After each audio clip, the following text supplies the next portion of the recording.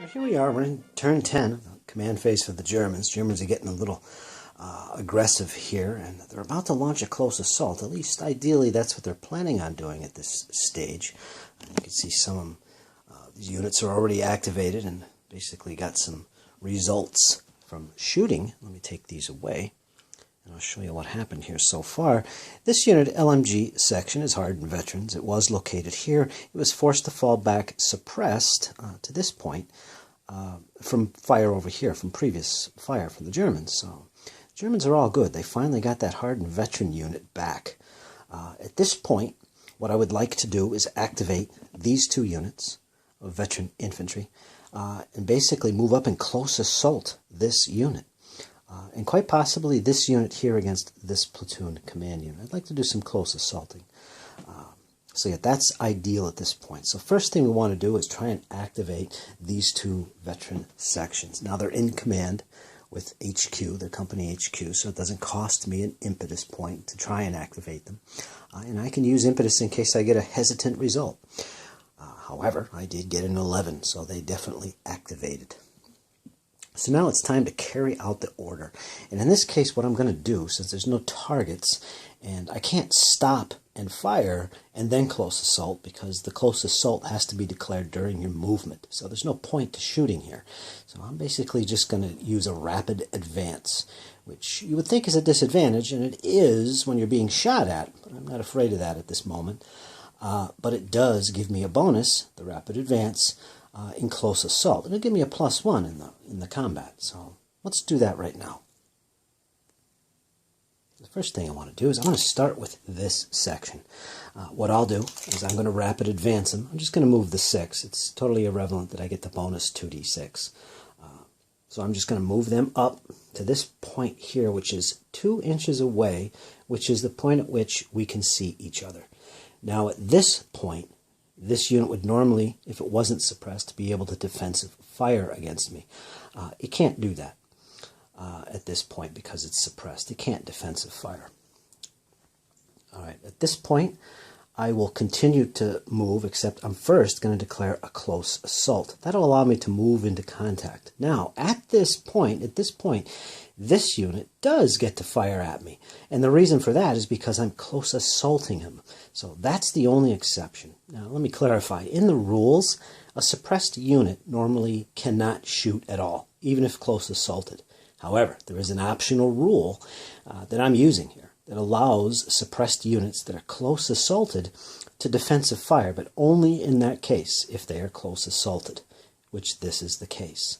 So this unit will be able to actually fire, but only because it's being close assaulted. Normally it can't fire. However, as part of that optional rule, this unit, when it does do its defensive fire, it will suffer an additional -2 to hit. So effectively, what happens here is this unit normally would get +2 for close range within 4 inches. But it's going to suffer a -2 because it's suppressed. So it's basically going to cross out. So it'll be a 6+ to hit. However, there will be cover involved here, and this is hard cover. So this is going to be a -2 on top of that. So they're basically going to need an 8 to score a hit against these Germans coming forward. In addition, there is one more modifier.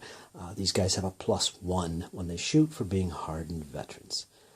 So the total modifier in this case will be a -1 altogether. So they need a 6+ -1.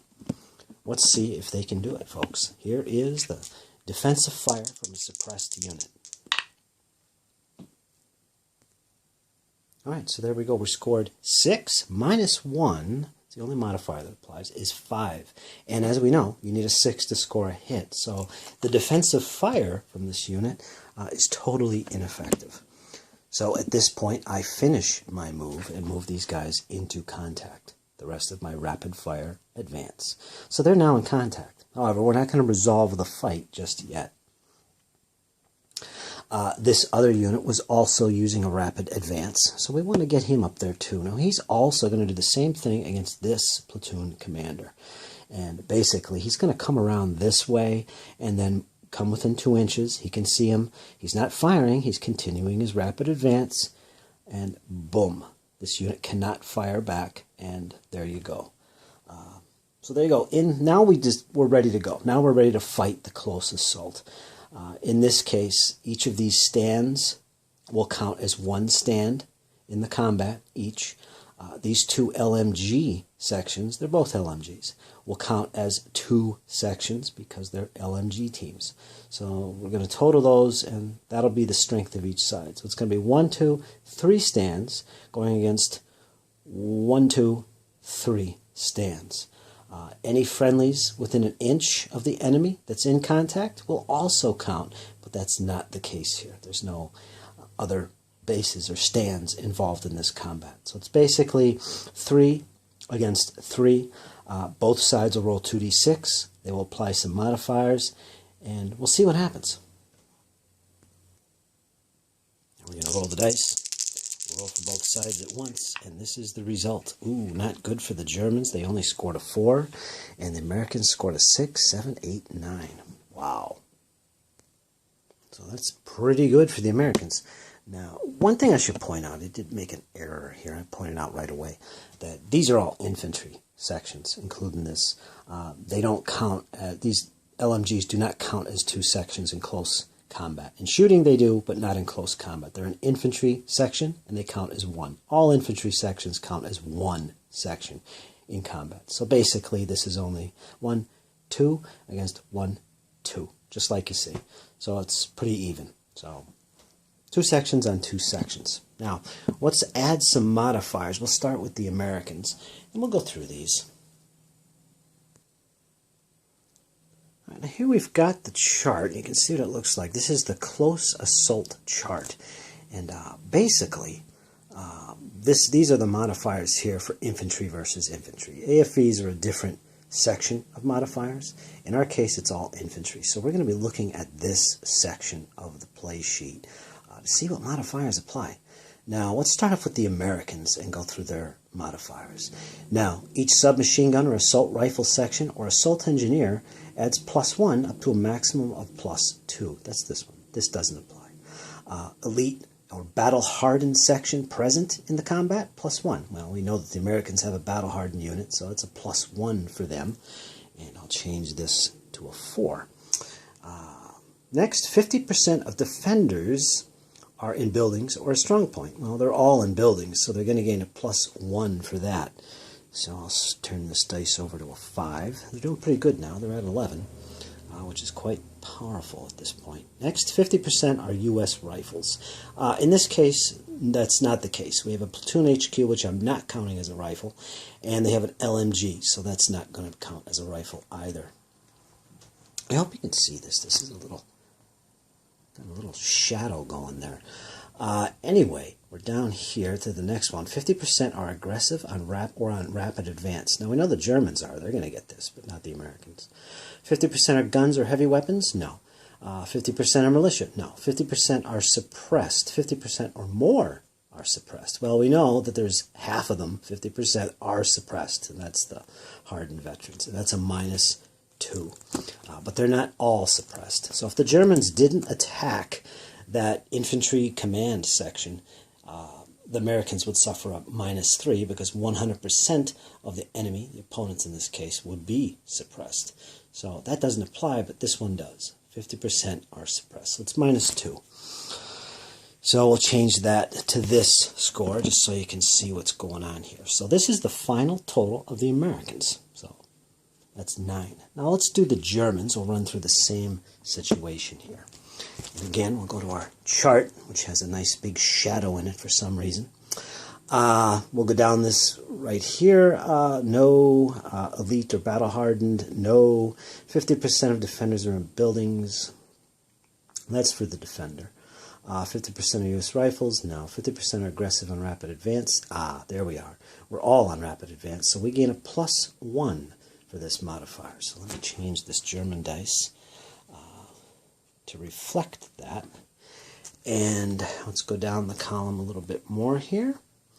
50% are guns or heavy weapons, 50% are militia, suppressed, and that is it. There is no other modifiers involved here. You can see down here there's modifiers for AFVs, or if it's a rear flank attack. Basically, they attack first. That's a little different. Everything is simultaneous in this little combat, actually. So, let's look at our dice totals so far. Germans scored a 5, and that is it. Whereas the Americans have scored a 9. So, that's our totals in this combat so far. Let me change the camera position just a little bit and get that shadow out of there. Make sure you can see that. Looks pretty good to me. Got the dice laid out, so there's our situation. Now, what happens next is both sides will consult the results table of the close combat. What they do basically is count the number of stands that are fighting on their side and cross-reference it with their die total. So let's look at the Americans first. They're at 6, 7, 8, 9, and they have 2 total stands fighting. Him and him. So let's look that up on our chart here. This will be down at the bottom. And again, it's very similar to shooting. You look up the number of sections, in this case 2, and we look at our result, which is 9. So let's find this on here and see what we get right there.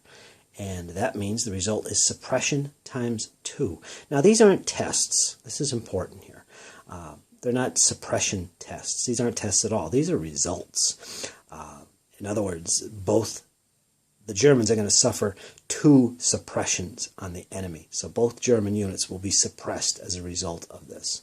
So let's take care of that right now. So if we come down on our table, move these dice away. We still got to do the Germans. Remember, all this is simultaneous, but I'm going to do this now. And both these units are considered suppressed. They have to fall back at least an inch. They're already in cover. It's optional to fall back if they're in cover, but they have to fall back at least an inch. So they're going to fall back at least an inch and stay in the cover, and both units will be suppressed. So we'll put them back here like this. And we'll mark them as suppressed. All right, now we got to figure out what the Germans did to the Americans. So the Americans caused 2 suppressions. Now let's look at the Germans. Mark these units as suppressed so we don't forget. Okay, we're looking up a score of 5, I believe. So let's look that up. It's the same situation. Let's see what the Germans did. I'll go back to our trusty chart here. They count as 2 sections, 1 each, and they scored a total of 5, which, unfortunately, in this column is no effect. So it was a miserable attack, which is very sad. So it looks like the Americans will actually win this little fight. And to clarify, at this point, what we actually do is determine which side has won the fight.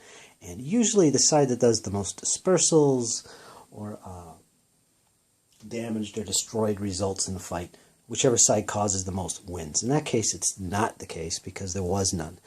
The only results we had were 2 suppressions during the whole combat. So the next thing we look at to determine winner is the side that caused the most suppression, which is the Americans. So that is the winner. These guys are the winner. These guys are considered the loser. Now remember, this is all simultaneous, but we'll look at the winner first. What they do, because they're the winner, is they gain an additional, each section will gain an additional 6 inches of movement that they can use. If they're within 4 inches of an enemy, they can't move closer to that enemy, or any enemy actually. You cannot come closer than 4 inches to an enemy with this extra bonus move. But if you start off already at 4 inches, you can move back away from those units. Now, in this case, we're just going to hold our ground with both of these guys.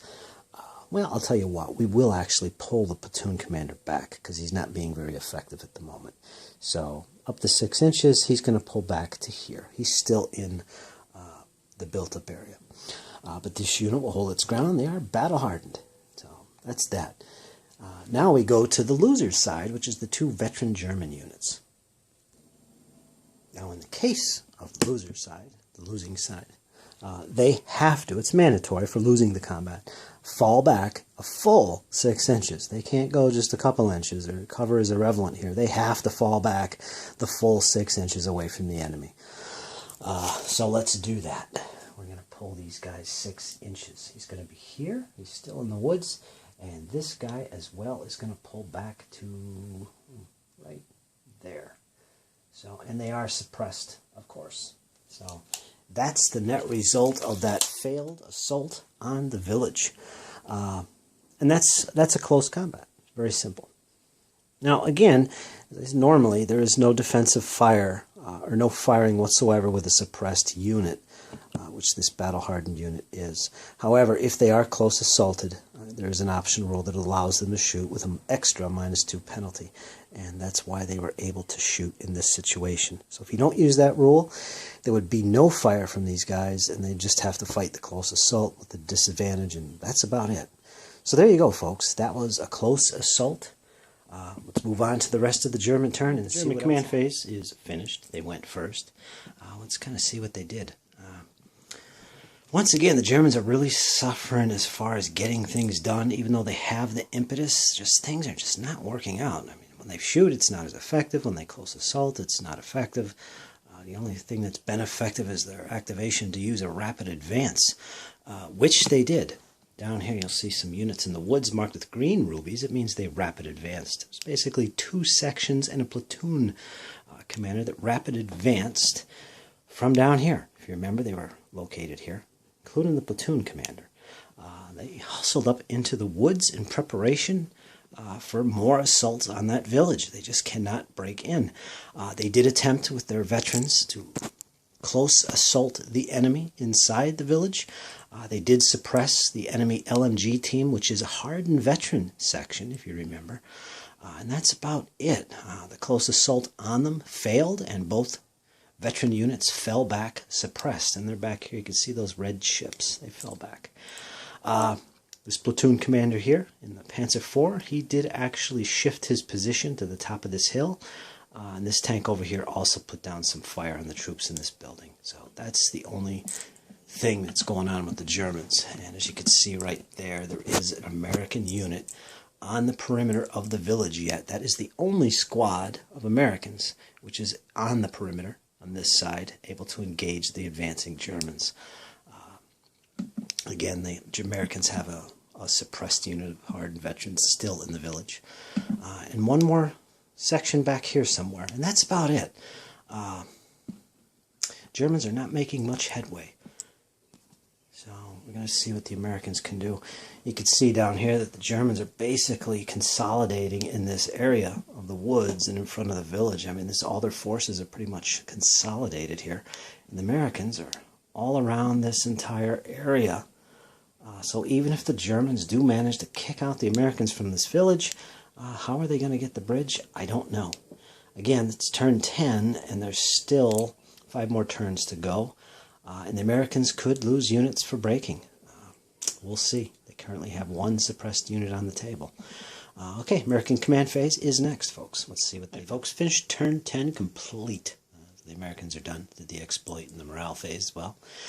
Well, what the Americans did, they definitely brought up the troops that were down here a little bit further and distant. I finally remembered to activate them and get them forward into the action. Oh, up here at this point.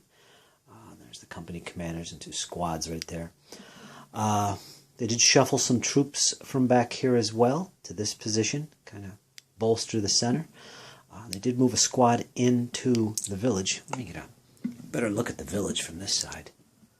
You can see what's going on there. But that's the look of the village from the American standpoint. They have 1, 2, 3, 4 squads and 2 platoon sections, command sections in there at the moment, so it's not too bad.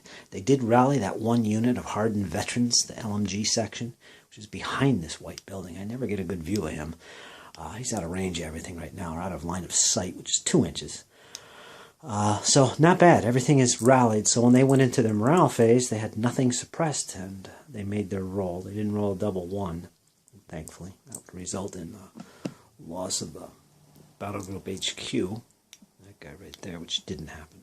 So they basically jostled into position, getting ready for the next turn. And I think that's pretty much what's been going on throughout the game, or the battle, since about turn 6 or 7, both sides, since the Fallschirmjäger have been taken out of it. Doing a lot of shuffling around, trying to mount a counterattack, or in the case of the Germans, just trying to get an attack, effective attack anyway, on this village. Just has not been successful. during the morale phase, the Germans did actually rally their 2 squads over here of veterans that were suppressed from assaulting the village. One of them got a double 6 and is now a hardened veteran. So the Germans actually have 2 hardened veteran units.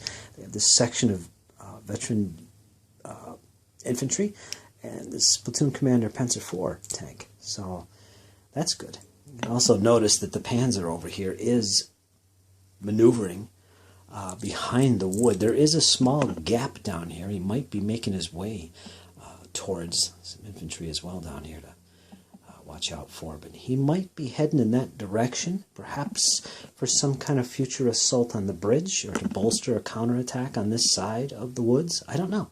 We'll see what they're thinking of.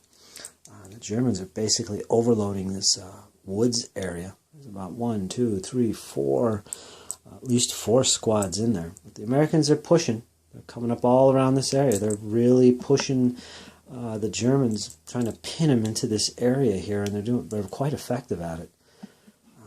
Yeah, that's the situation. Americans have built up their center quite effectively.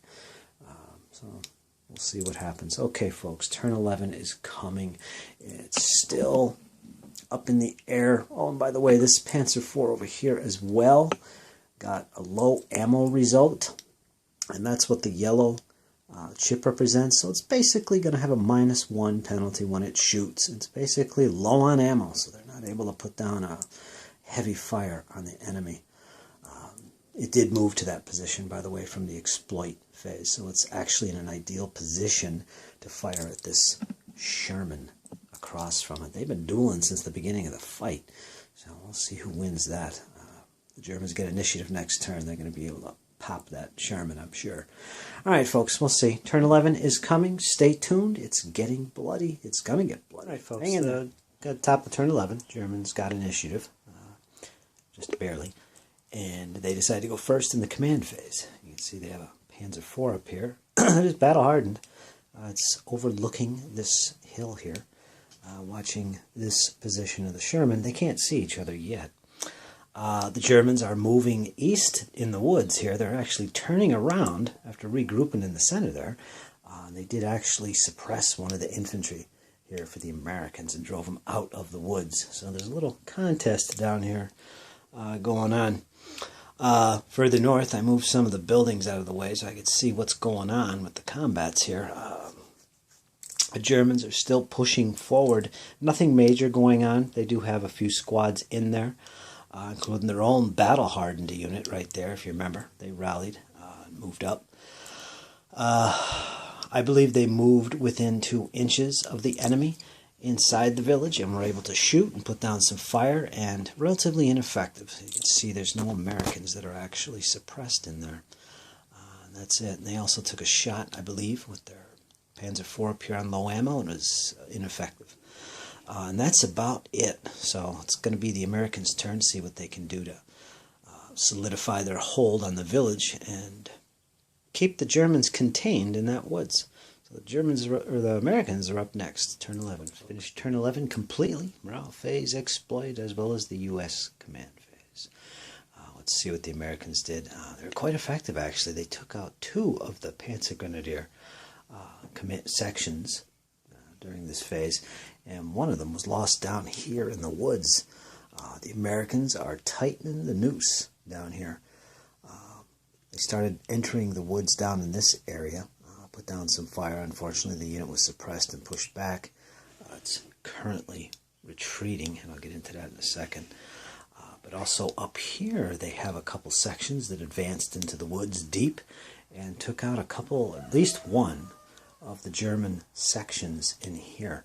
At least one, because I know the Germans lost 2. I know one of them came from there, one of the losses. And there was a little more fighting up in the village as well.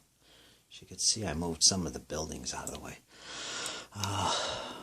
Yeah, the Germans are not able to push into this village. And the Americans are basically sitting back and holding their position, just putting down heavy fire on the advancing Germans. That's about it. Yeah, this Sherman over here couldn't do anything. It did rally, actually. Did a rally command or order, and that was about it. One thing the Americans tried to do here, let me zoom out a little bit, they did move their Sherman up from this position, swung around, and must have forgot there was a Panzer IV up on this hill back here, which is now inside this high field, and it took defensive fire, and it took the Sherman out. Boom. So that Sherman is gone. Another loss for the Americans. During the exploit phase, this Panzer IV moved up into the field. No problem. So yeah, it looks like the Germans are kind of taking a risk here and swinging around this side of the battlefield. There's nothing to support them, though. Their infantry are up here, and they're kind of locked in place from the enemy. The Americans are down in that area, so I don't know. The Americans are putting the pressure on the Germans. They're kind of surrounding them in this woods and still holding them off at the village. No problems yet. During the morale phase, the Americans did make their roll, and it resulted in all suppressed units retreat. And there was only one. It was that unit there. So it basically moved 12 inches towards its edge, which was this direction. So that's the current situation. So again, the Americans have to make that test, and they're on the verge of breaking. But by the same token, the Germans also, I think they reached, 8 losses, and their 25% is 6, so they're also making those break tests for their battle group. Fortunately, they got a 10 or so they didn't have to. No bad effect as far as that's concerned. So the battle continues. We're going into turn 12 out of 15 turns. It's tight currently. It would be considered a draw because the village is contested. There's Germans and Americans both fighting in that village. The Americans only control the bridge. So that would be a draw. So, yeah, folks, pretty tight. All right, turn 12 is coming up next. Let's see what happens, folks. Stay tuned. All right, folks, finished turn 12. It's getting pretty exciting. I just whipped through that turn. Germans won initiative again. They did go first in the command phase. Nothing major changed. There was some interesting things that occurred, though. Starting up here, the Americans did move that second Sherman up. It's now supporting the other Sherman. That is a platoon commander. It's a command tank, by the way. You can see the little guy sticking out. But anyway, they moved up. Both tanks put down some ineffective fire against the Panzer IV up here, who has cover. Again, that yellow marker indicates that Panzer IV is on low ammo, -1 to hit. Down here in the village itself, still a standoff. There's no suppressed units. The Germans moved up this section closer. This unit attempted defensive fire but failed to hit. But their return fire was ineffective. So both sides are in the village and contesting it still. Down here in the woods, on the other hand, if you could see what's going on, we've got the 2 German squads here that did advance to the edge of the woods and put down some fire on these guys. Took some defensive fire. Ineffective. However, the Americans countered by bringing up these squads into this position and put down some effective fire on these Germans. And you can see this section of Germans is suppressed. And of course, the German battle group has withdrawn into the woods, or not the woods, basically the tall field. So that's the situation there. Now, this situation here is interesting. This Panzer IV did move from the field, come up to this area, put down some fire earlier, and is now, during an exploit move, put itself in this position. So it looks like it's heading for that bridge. Yeah, we got 3 more turns. I don't know what's going to happen. The Americans do have some troops back here. You can see there's a section there. There's a company section. That Jeep with the 50 cal. I don't know how effective that's going to be against a Panzer IV. But that's about it. So the Americans got to consider that little move by the Panzer IV. Let me zoom out here. And yeah, that's the situation. Nothing major. Both sides are holding their ground and making attempts at the village and the bridge. At least the Germans are. So let's go into turn 13 and see what happens, folks. All right, folks, I finished turn 13 and 14. I got 1 more turn to the battle left. I'll give you a rundown of what happened. The Germans won both initiatives. Unfortunately, it really didn't accomplish much. As you can see here, they've been driven completely out of the woods. The Americans moved up to this position up here with a couple squads and a platoon command section. And also down here, they have another 2 sections and a platoon command. And there's also one right there. So they've driven the Germans completely out of that woods. And that's what's left of the troops that were in the woods. So, yeah, and the Germans did suffer another loss in a section. Up here in the village, zoom in a little bit right there, there was some effective fire by the Germans. They did manage to suppress that unit there, but they're not making any headway. This unit of hardened veterans, an LMG team for the Americans, has been steadfast in the defense of that village all throughout the game. So they just have not been able to get into that village and kick out the Americans. They did take out, the Germans took out a section of American infantry that was here. They took them out. That was these guys here. They fought a close assault. Unfortunately, the Germans were also suppressed and fell back behind the hedges, so they're actually not in the village. This tank up here did make a move up to this position, took some defensive fire from the enemy Shermans. Down the road, there's 2 of them. And it was forced to fall back, so it never got any shots off on those Shermans, unfortunately. And still, it's marked as low ammo. It is rallied, though. It's not suppressed, so it will be able to do something in the next turn. Down here, if you remember, there was a... Let me back out. There was that Panzer IV, the hardened veteran platoon command tank, which is now up here. And unfortunately, making his way up to this position, he did take out that Jeep that made a rush for the barricades and the bridge. Couldn't cross the barricades, I realized at the last second. And I didn't allow him to cross. So he was open to fire from this tank. Took a shot at him, destroyed that Jeep. So that Jeep is gone. That's another unit for the Americans out of the game. That's a recon vehicle, by the way, with a 50 cal. Anyway, it did actually move across the stream, no problem, and it bogged on the hedges up ahead, and basically its result was stuck, which means it cannot move or fire, including defensive fire, for the rest of the turn. So this tank was done. It couldn't even defensive fire. So next turn, last turn, it'll be okay, though. So that's that. Now, if he does get onto that bridge, the Germans will be in control of the bridge, which is quite successful for the Germans. But the village remains contested. And that's about it. The only way either side could really win is if they break the enemy. Or if the Germans manage somehow, or the Americans manage to kick out one of these forces from the village. I mean, so far it's got units from both sides in there, so it is contested. So it's probably going to remain that way, which pretty much means this battle is going to be a draw. We'll see. Got one more turn. Both sides have to make break tests. Neither side has been defeated yet. I think the Germans are at 9. They could go as much as 11. Once that 11 is exceeded, they lose. It's possible. Americans could take out that many units. They could win that way. Same thing for the Germans. If they could take out, I think, maybe 5 more units. I don't know. I'm going to have to look at that. I'll double check and let you know on the next turn. Okay, folks, that's it. We're going into the last turn. It's going to be a tight one. We shall see. Coming up soon. Folks, finished the last turn of the game. That was 15 turns in all. Here's a look at the battlefield. There's a unit up there in the field. This guy was way up here. He fell way back over here. As a result of a break test for the Americans. He had to retreat. I think he retreated twice, in fact. Here's what's going on in the village. Of course, Americans and Germans are still holding their positions.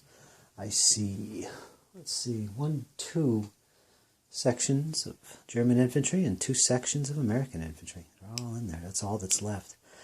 A lot of fighting in there, actually, throughout the game.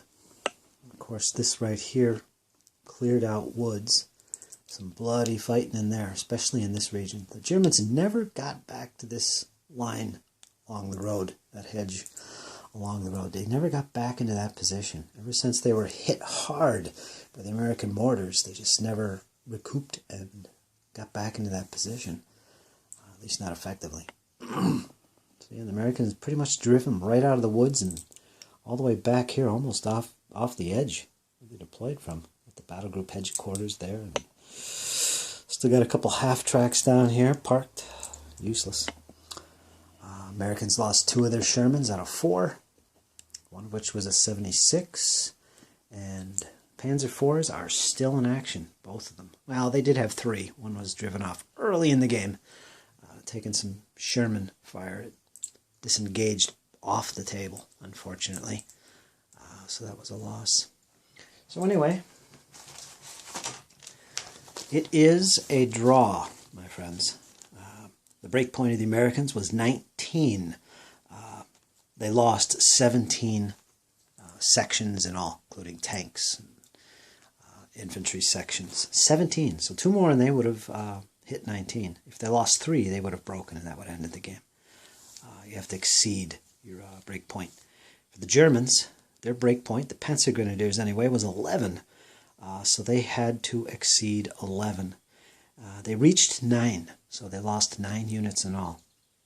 So they had to also lose 3. Quite remarkable. Fallschirmjäger, their break point was originally 7. Of course, they did exceed that, and they were taken out of the game early. I think it was like turn 4, or something like that, but they were taken out. And ever since then, the Germans never really recovered. They lost a lot of momentum.